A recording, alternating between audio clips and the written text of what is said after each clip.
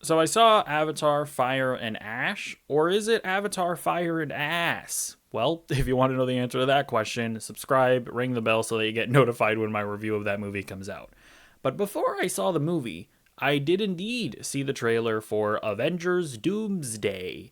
And before I get into the trailer itself, I do just got to give my honest thoughts about the movie. I'm not that excited about it. Everything that I've learned about it just makes it seem like cameo slop, right? It's the exact type of comic book movie that I'm just not excited about right now. It feels like it's going to be the type of comic book movie where you have old actors returning as their popular characters. They're going to be walking out of stupid Doctor Strange portals. They're going to stand there silently for 10 seconds to give people the chance to applaud, but not miss any important dialogue. And it's just not the type of thing that excites me right now. But on top of that, the marketing for this movie is just annoying. It started with that stupid chair watch thing where they had this live stream, and then I think it was like every 30 minutes or something, the camera would pan to the right and reveal one more chair. And so it was like an entire day where they were doing this slow rollout of actors that are going to be in Avengers Doomsday. And now they've managed to one-up themselves in terms of stupidity. Instead of just releasing the trailer online, they're paywalling a trailer behind buying a ticket for Avatar Fire and Ash. So this Avengers Doomsday trailer has leaked online, right? So if you want to watch it for free, you can. But if you want to actually watch the trailer, you can't just go to YouTube to watch it. You have to buy a ticket for a movie and then get there on time so that you don't miss the trailer. But it's not just that. Apparently, every week, there's going to be a new trailer playing before Avatar Fire and Ash. And there are reportedly 4 of them. So if you want to legitimately watch all 4 trailers, you have to buy 4 separate tickets to a 3-hour movie. Spoiler alert for my Avatar Fire and Ash review. I refuse to buy a ticket to watch a trailer, and I am not sitting through Avatar Fire and Ash again. So I don't really care at this point. I just won't cover the rest of these Avengers Doomsday trailers. Or I guess I'll just watch the leaked versions of them.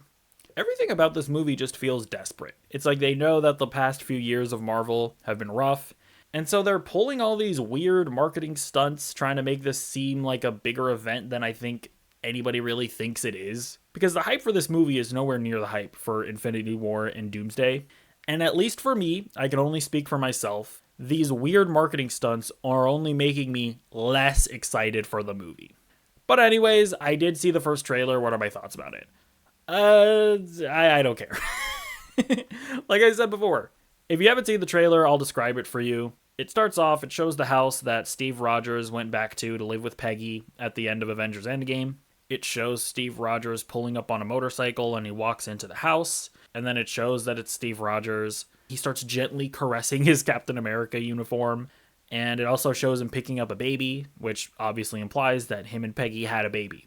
And then it ends with the traditional MCU thing of Steve Rogers will return in Avengers Doomsday. And I'll say this, if they had just released this trailer online, I at the very least would have had a, whoa, I didn't see that coming reaction. But I can't because the trailer was leaked. They refused to release it online because they want to do their stupid marketing stunt. And it got spoiled for me. I wasn't actively looking for spoilers. So when I was sitting in the theater and they're trying to act like Steve Rogers being in the new Avengers movie was this big reveal, it wasn't, at least for me. But even beyond that, like I said before, actor coming back to play character in new movie just doesn't excite me anymore.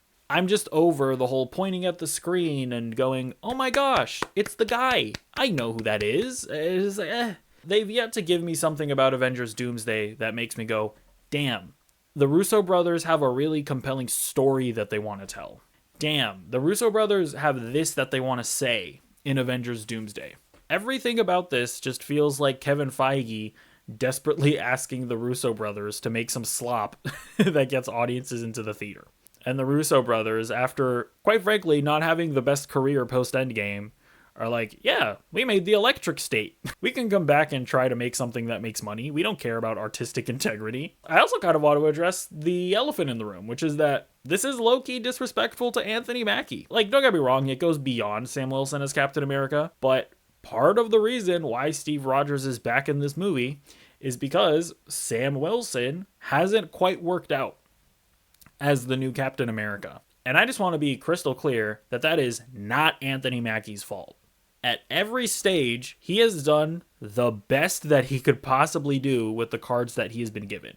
Right after he was given the shield in Endgame, the geniuses over at Marvel Studios were like, all right, should we now make another Captain America movie with Sam Wilson as Captain America? No! Let's turn our new Captain America, that's already going to be an uphill battle, let's turn him into a TV show character.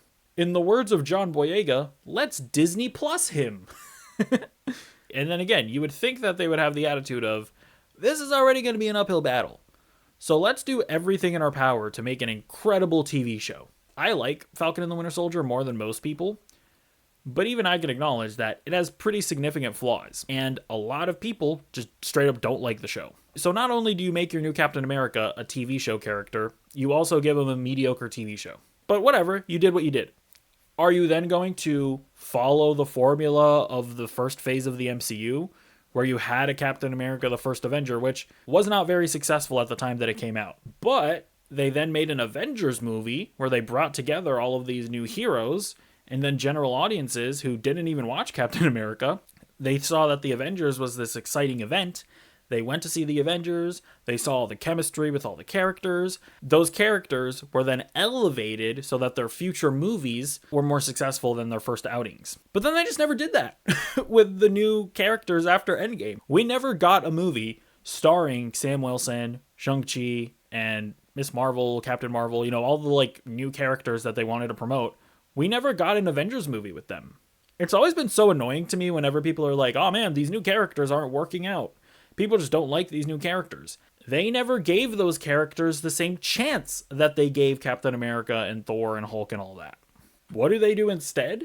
It takes them 6 years after Endgame to finally get around to making a Captain America movie with your new Captain America, and it is the biggest piece of booty cheeks imaginable. Anthony Mackie as Captain America is always going to be an uphill battle. Anybody that's not Steve Rogers is going to be looked at skeptically. And quite frankly, when you take into account all the baggage, you make him a TV show character, you ruin the comic book movie genre with unprecedented amounts of mediocre to terrible content, and then when the comic book movie genre is at its lowest, you then finally decide to make a Sam Wilson Captain America movie that is the epitome of ass, and now you're pathetically and desperately bringing back Steve Rogers to try and make $1 billion.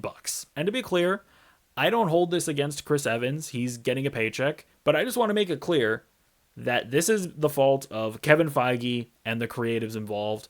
This is not Anthony Mackie's fault. And so this is going to be fascinating to see how they end up handling this, because they have to ride this really fine line of bringing back Steve Rogers without stepping on the toes of Sam Wilson being the new Captain America. And I feel like they're not really going to be able to do that. I think if you have Steve Rogers back in this movie, I think it is going to overshadow Sam Wilson as Captain America. I'd like to be proven wrong about that, but I don't think I will be.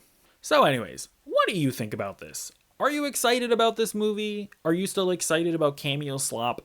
Do you think this was a good trailer? Are you going to pay for future tickets of Avatar Fire and Ass to watch the rest of the trailers? Let me know any and all thoughts in the comments down below, and I'll see you in the next video. Goodbye.